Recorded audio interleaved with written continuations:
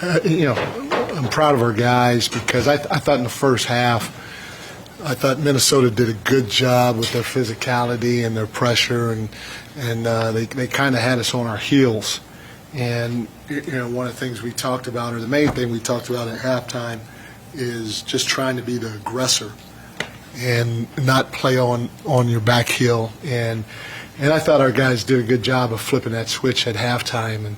And hopefully we could have done it from the beginning, but our guys figured it out. And a lot of guys, played a big part. And I thought Deuce was really, really good for us on both ends of the floor. His aggressiveness, his pace, when he was in the game, just helped get us over the hump in a lot of different situations. And so he was really, really big for us tonight in terms of trying to establish ourselves as the aggressor. Had a lot of he also was our defensive player of the game. It could have gone to Mitch, too. I thought Mitch had like 9 blocks or 10 blocks. I was shocked he only had 3. But Mitch was all over the place. He was guarding everybody, contesting shots, blocking shots. And then I'm going to take a poll. Who has seen a stat sheet that has somebody playing 16 minutes and get 9 offensive rebounds? Raise your hand. Who? I like that. Yes, I mean that was absolutely amazing. And one of the things we talked about was hitting the offensive glass, and for Mitch to get 9. I've been on OG. OG is as talented and strong and athletic as they come, and he had 5 big offensive rebounds for us tonight. So between the two of those guys, it's 14 offensive rebounds. You throw Cat in the mix, that's 17 offensive rebounds from 3 of your starters, which is absolutely amazing. Those guys were phenomenal in the glass. We had 21 offensive rebounds, which was a big night for us. And to get 21 offensive rebounds, you guys excuse me, on 54% shooting, that's amazing. And they're big, strong, athletic team. So I got to give our guys a lot of credit. 55 field goals made, 32 assists, and so the ball's moving, the ball's humming, and that was part of the success we had in the second half. Our quick decisions, the floor was spaced the right way, and we just kept trying to share the ball and find an open teammate. Jalen and our backcourt of Jalen and Mikal, those two guys had a combined 15 assists between the two of them. And I mean, I can go on and on. It's a big win versus a really good team that's well coached. Coach, you spoke about Mitch and OG, but they the catalyst for the aggressiveness. Obviously, Mitch playing those short intervals seemed to really have that burst every time he was on the floor. Yeah, they were big, but I got to give a lot of credit to Deuce. Deuce was aggressive the right way. He played under control, but if they tried to pick up full court, he drove it by him, he touched the paint, he played off the 2, and he sprayed it. And guys got great looks, so it got us into our offense.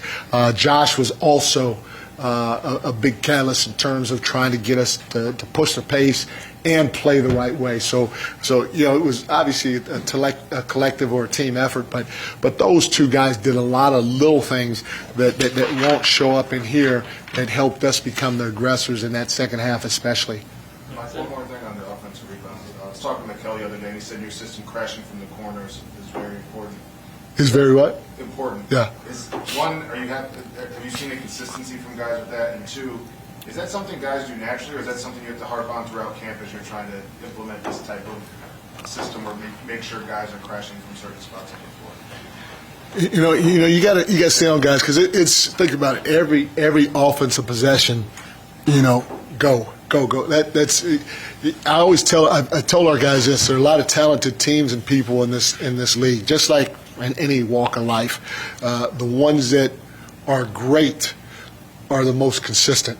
And so that's part of it, just trying to get guys to be consistent in doing what we do, even something as simple as if you're in the crash zone, attack the glass. If you're in the crash zone, attack not 50% of the time. And we chart it, and they see it after every game.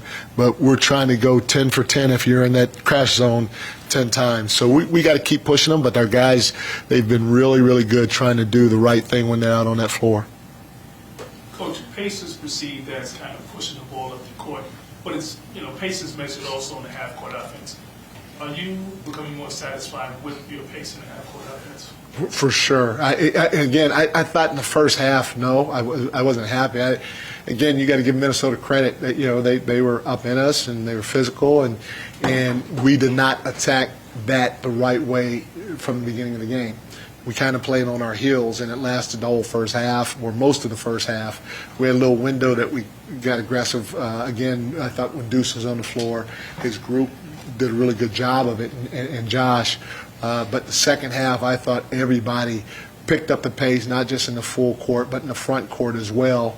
And the biggest difference in the front court, you have to play with. You have to have a cadence with your pace. It can't be 100 miles an hour all the time. You got to know when you got to go from point A to point B. You could do that at 100 miles an hour, but throughout most of our movement stuff offensively, you got to play with a little bit of a cadence, quick to slow, slow to quick, just to keep the defense guessing. Coach, next one.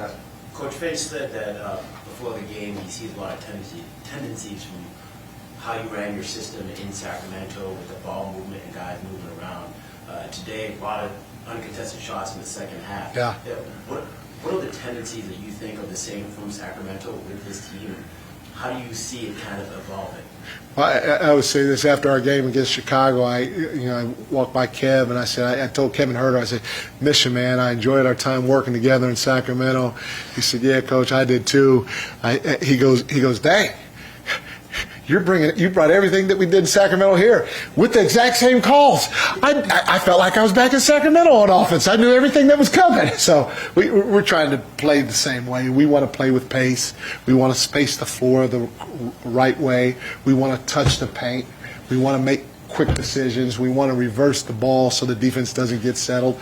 That's our offensive philosophy in general, and our guys are doing a good job of grasping it, and their actions or concepts that we taught our guys as a foundation or a basis that so they can get creative and play out of those concepts. Thanks, Coach.